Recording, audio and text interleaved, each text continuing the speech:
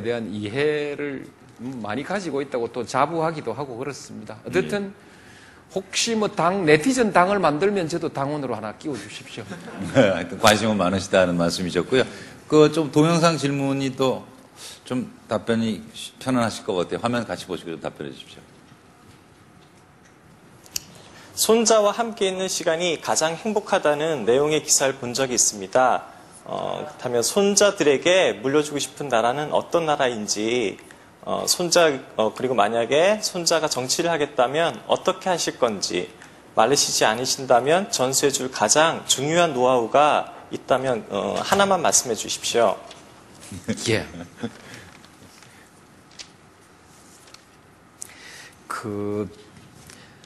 어떤 나라냐, 이제 그것은 참 그때 뭐 선거 때도 이런 나라 많이 얘기했고 대통령이 되고 나서도 뭐 이런 나라 얘기 참 많이 했는데요. 너무 많죠. 너무 또 뻔한 얘기고요.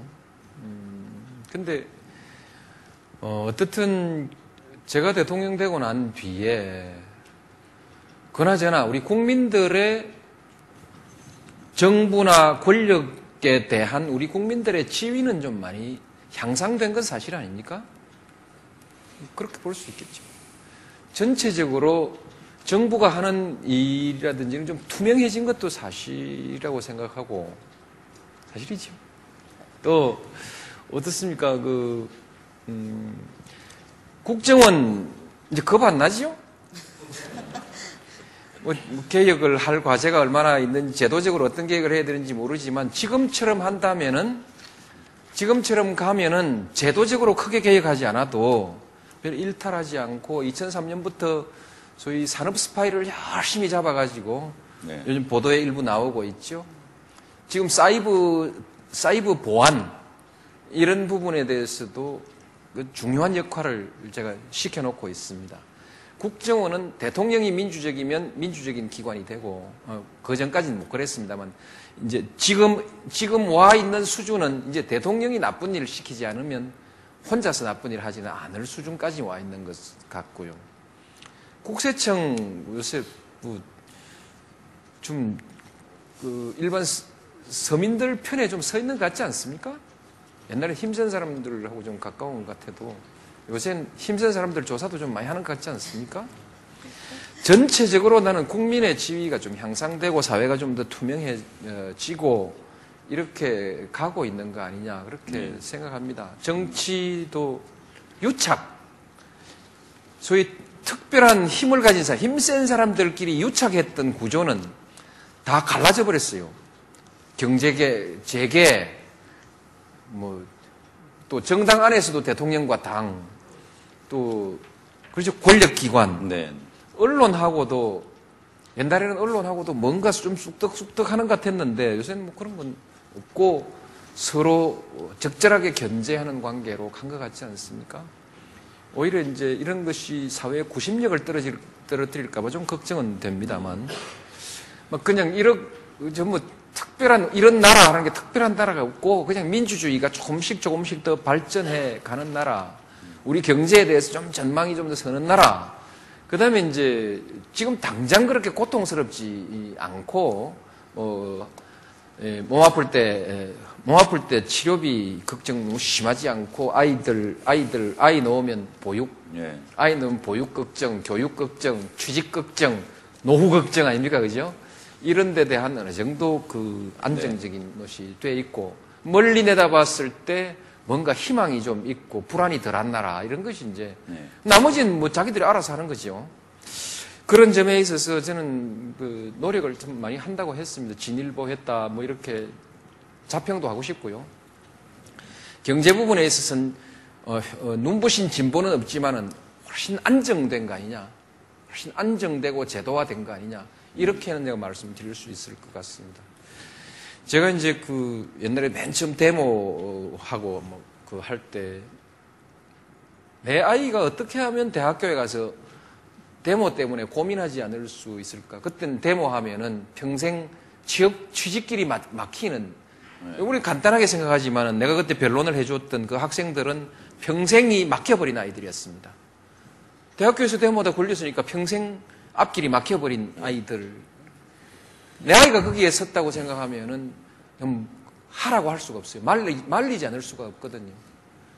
그러나 또 그때 불의를 보고 불의라고 말도 못하는 자식 그 키우면 또 뭐하겠냐는 생각도 들고 이런 고민이 있었는데 어쨌든 그 이제 아이가 5학년 때쯤 제가 이제 피크였는데 대학교 가서도 뭐 걱정 안 하고 뭐 그냥 잘 지내고 요새 그냥 잘 지냅니다.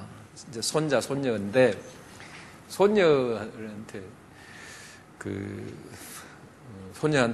손녀를 위해서 시골로 농촌으로 가서 농촌의 자연을 좀 복원하고 우선 개인적으로 자연을 복원하고 농촌의 공동체를 좀 복원하고 아름다운 농촌 가급적이면 고향에서 아름다운 고향을 한번 다시 만들어 보고 싶습니다. 왜냐하면 나이가 많으면 이제 아무도 찾아오지 않습니다. 사회활동을 그전처럼 정치 그전처럼 하고 싶진 않고 자식도 안 뭐하러 오겠습니까? 돈이 떨어져야 찾아오지요. 사랑스러운 손녀를 다시 불러들이는 방법이 뭘까? 네. 생각했는데 고향을 아름답게 꾸며놓고 올챙이도 좀 있고 깨구리도 좀 있고 메뚜기도 좀 있는 마을을 꾸며놓으면 지가 어디 가겠냐. 결국 우리 아이들한테 우리가 준비해줘야 되는 국토의 한 공간에 대한 제 이상입니다. 아이들에게 우리가 돈은 대강 걱정 안 해도 될 것 같고, 자연, 이런 아름다움이 있고 생명이 살아있는 그런 농촌, 그걸 복원시켜서 우리 아이들이 언제든지 이용할 수 있게 하는. 내가 뭐 혼자 전국을 그리 하면 좋겠지만은 그게 마음대로 되는 일이 아니니까 정책은 그 방향으로 권고하고 있습니다만 제 스스로는 이제 무슨 그걸 한번 해보고 싶습니다. 네, 그리고 이제 두 가지가 남았습니다. 크게 지금 화하고 소하고 남으셨죠. 저 일자리 문제하고 재정 문제인데요. 질문을 한꺼번에 드리고 예. 자유롭게 답변하시도록 하는 게 좋을 것 같습니다. 그래서 네, 고경원 씨부터 좀 질문해 주세요. 네. 일자리 문제. 네. 네. 저는 비정규직 문제에 대해서 질문을 드리고 싶은데요. 지금 한국의 비정규직 노동자의 수가 850만 명이라고 합니다. 이 숫자는 노동인구 중 한 10명 중에서 6명 정도가 모두 비정규직이라는 이야기인데요.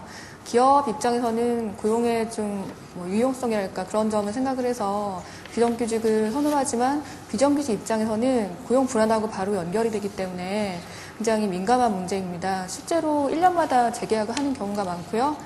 재계약을 할 때 여러 가지 불이익을 우려를 해서 근무 중에 자기한테 어떤 이를테면 4대 보험이 가입이 안 된다든가 휴무를 제대로 할 수 없다든가 이런 불이익이 있는 경우에도 문제를 제기하기가 어려운 경우가 좀 많고요. 그리고 어제 뉴스를 보니까 여성들이 보통 이제 정규직으로 근무를 하다가도 출산이나 양육을 앞두고 한 50%가 그만을 둔다고 해요. 근데 아이를 어느 정도 키우고 재취직을 하려고 하면 한 62% 정도가 비정규직으로 다시 일을 할 수밖에 없는 상황이라고 합니다. 그래서 지난 2월 28일에 비정규직 보호법이 통과가 됐는데요.